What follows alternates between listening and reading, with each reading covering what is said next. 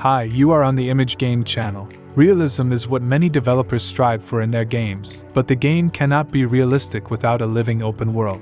In this video, I will talk about 13 amazing games in which the developers were able to realize the most vibrant worlds. And I'll start with Gothic 2. I think it makes no sense to tell what kind of game this is, because everyone who loves games has probably at least heard about Gothic. The developers were almost among the first to start bringing their created worlds closer to reality. Here, almost every resident is doing something, and depending on the time of day, their behavior may change. The same blacksmith will stop working at night and go to sleep in his house. And not only people here have a behavior model, this quality was inherent in all animals and monsters.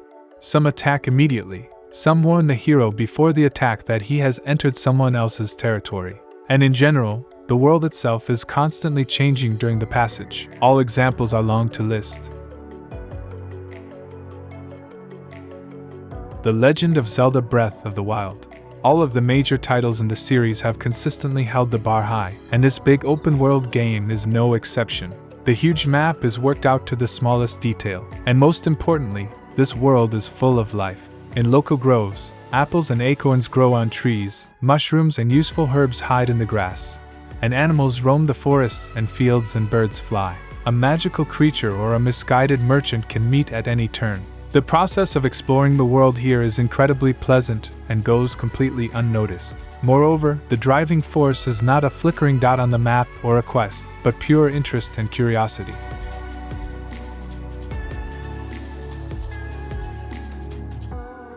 GTA 5. The fifth game has collected the best that was in the previous parts, creating the most realistic world. The NPC has an excellent simulation of life, and there are a lot of small details. For example, if you chase a passerby, he will first turn around at you, and then start to run away.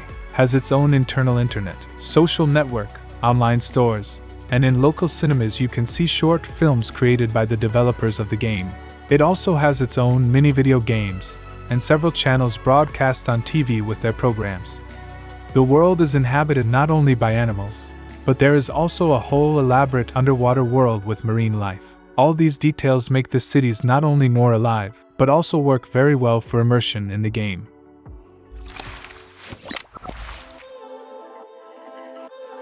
Red Dead Redemption 2. Rockstar made the game primarily for explorers. Those who come to ride with the breeze on the gaming attraction will be disappointed it's boring, because America around seems not to look at the player at all. But as soon as you go on a journey, the game will blossom, for independent search is the only way to see at least a small part of the magnificence of this game. It is very easy to get lost here for hours. Just wander around the world, admiring the beauty of landscapes and the picture. Explore impressive spaces in search of interesting places, Easter eggs, funny and not-so characters with corresponding side effects. Thanks to the atmospheric setting and many well-developed mechanics, you immerse yourself in the Western.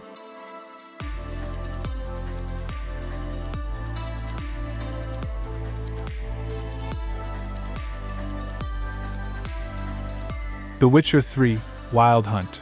The world of the third game turned out to be large and alive, and adventures happen at every turn. The weather in the game changes randomly, and NPCs will behave differently depending on the weather. The world lives its own life. People go about their business, animals hunt and migrate.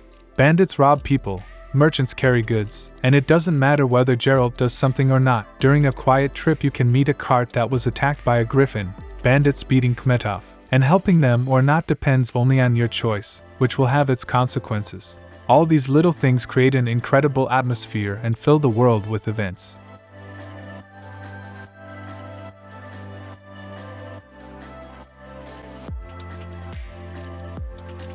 Watch Dogs 2.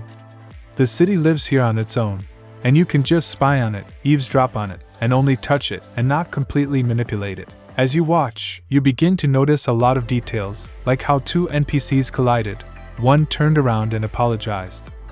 You can see how someone proposes to his girlfriend or just walking through the streets. You can hear completely different dialogues or eavesdrop on calls. And in general, people here react more scrupulously to the hero's behavior. For example, if you get on the car, the driver will get out and shout, "Get off the car, you'll scratch the paint, who will pay for the dents?" In the same GTA, except, get out of the way, and you won't hear anything. And if you leave the hood, the car will immediately leave.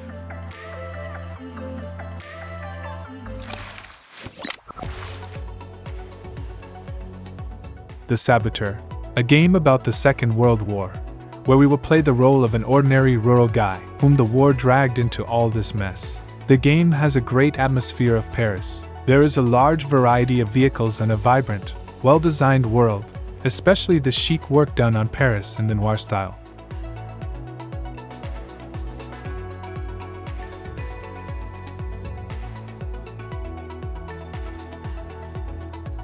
Middle-earth, Shadow of War. There is also a very busy world here.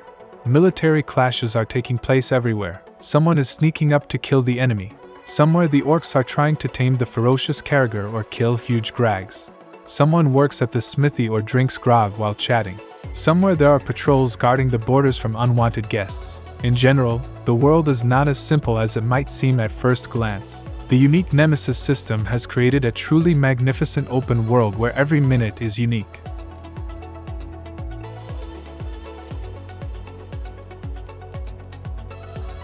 Space Rangers.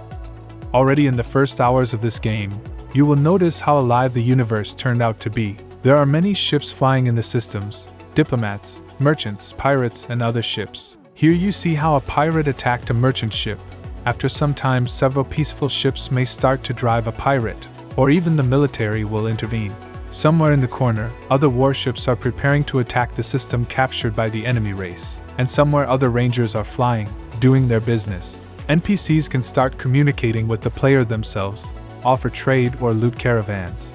In general, the world is so alive that 2/3 of the bosses can kill for you and, in fact, almost complete the game.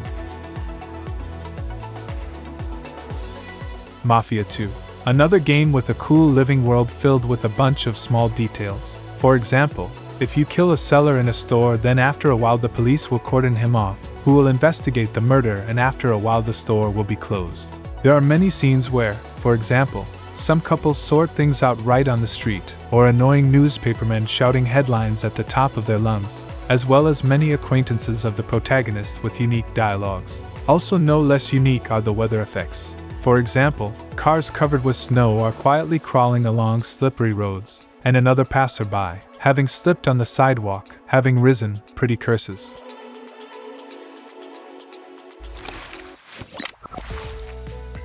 Kenshi.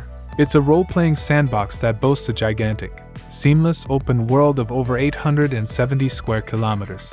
In the game itself, you will take the role of an ordinary person who does not have superpowers and is not chosen. He just has to survive while trying to find his place. The developers paid special attention to the game world it lives regardless of your actions. Ideally, you should build your base, hire warriors, and sit on the throne like a king, but in reality, the character can die of thirst, fall into the trap of cannibals, or become a dinner for predators. The world of Kenshi is cruel, and it is very difficult to survive in it. Mount and Blade. Be it the first part or the second, it offers by no means a unique, but a peculiar approach to the open world and the place of the hero in it. The character molded in the editor is just a piece in a complex system, the elements of which interact without regard to the adventurer, and without the need to maintain global balance so that the central storyline does not fall apart.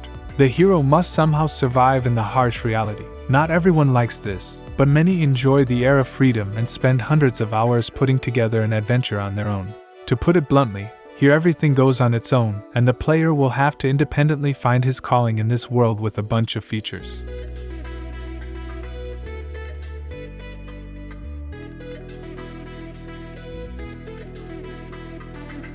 Assassin's Creed Unity. In our opinion, this is the most vibrant and rich open world in the Assassin's Creed series. Paris, during the French Revolution, is presented here as a huge, open city with many districts and quarters. Each district is somewhat unique in its own way. It has its own architectural research and remarkable places. The city is incredibly beautiful, thanks to its chic views, majestic architectural buildings, palaces, cathedrals, bridges, gardens, and other places that cannot leave your eyes indifferent. Life is in full swing on the streets of the city. They are simply flooded with huge crowds of people scurrying about their business, which makes the world alive and filled. That's all. Thank you for watching up to this point. The Image Game channel was with you. Have a good day.